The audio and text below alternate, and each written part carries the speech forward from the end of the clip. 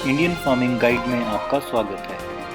आज हम जानेंगे कि डीएपी का सबसे अच्छा जैविक विकल्प कौन सा है और उसे घर पर कैसे बनाएं। आइए इससे पहले हम डीएपी से जुड़ी इस खबर को देखें। केंद्र सरकार ने खाद की सब्सिडी बढ़ाई है।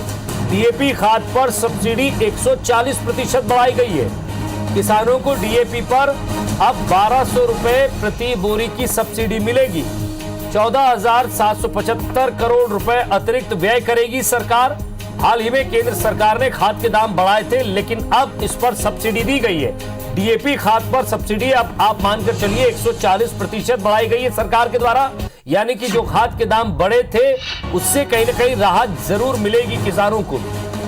स्टार जैन हमारे संवाददाता हमारे साथ जुड़ गए। स्टार, चाहे मध्य प्रदेश हो, छत्तीसगढ़ या देश का कोई भी राज्य, डीएपी खाद को लेकर ये मसला चल रहा था कि सरकार ने इसके दाम बढ़ा दिए। लगातार इस पे कई टीवी डिबेट्स भी हुई, कई अखबारों में भी छपा, कई लोगों ने सवाल भी उठाए, यहां तक कि कांग्रेस मुखर भी हो गई थी। लेकिन एक बात ये सामने आती है कि 14,775 करोड़ रुपए पूरे सरकार इस पर खर्च करेगी अतिरिक्त व्यय, जो कि 1200 रुपए सब्सिडी बनती है प्रति बोरी पर।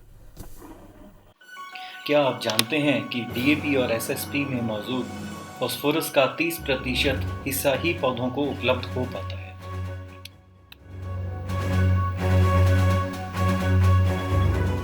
भारत में डीएपी का सबसे अच्छा विकल्प वर्मी फॉस है, जो कि पूरी तरह से जैविक है। वर्मी फॉस प्रोम से बनता है। Ministry of agriculture and cooperation ने फॉस्फेट रिच ऑर्गेनिक मैन्योर को पूरी तरह मान्यता दी हुई है। प्रोम को वर्मी कंपोस्ट करने पर वर्मी फॉस बनता है। वर्मी फॉस बनाने की विधि बहुत ही आसान है। देसी खाद में 32% रॉक फॉस्फेट मिलाकर उसे वर्मी कंपोस्ट किया जाता है, जिससे कि वर्मी फॉस बनती है। यदि आप वर्मी फॉस या वर्मी कंपोस्ट बनाने की ट्रेनिंग लेना चाहते हैं तो हमसे संपर्क करें।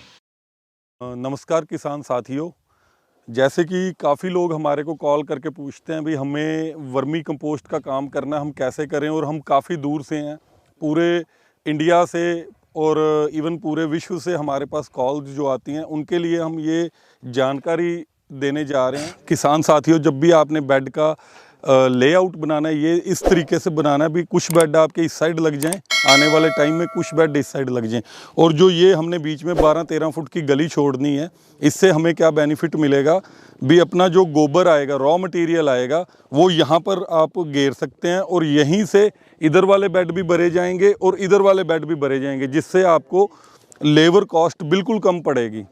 और ये एक इस सेगमेंट के अंदर हमने चयन करना है, और हमने ज़मीन जो तैयार करनी है प्रॉपर, वो कैसे करनी है आप ये देखें भी। आपने जैसे ज़मीन जो लेनी है 9 बाई 30 फीट की ज़मीन आपने एक सेट के लिए आपने यूज़ करनी है, और उसके अंदर उसको समतल कैसे करना है ज़मीन को। ये जैसे हमारे भाई कर रहे हैं, ये समतल बीच में से हमने थोड़ी ऊंची रखनी है और साइडों से हमने इसको मतलब एक शेप देनी है भी 1-2 इंच की ढलान दे के भी जो अपना बेड के ऊपर हम पानी लगाएंगे वो पानी बाहर नाली में निकले।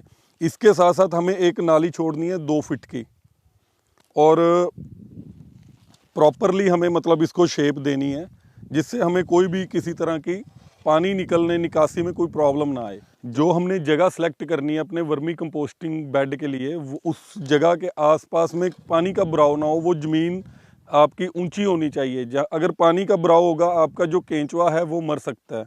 जैसे कि आप ये चीज़ देखें, ये 9 फीट में हमने 4-4.5 फीट का बेड एक तरफ लेना है, ये सेंटर लेना है हमने अपना, और इसको 2 पार्ट में डिवाइड करना है, एक सिंगल बेड।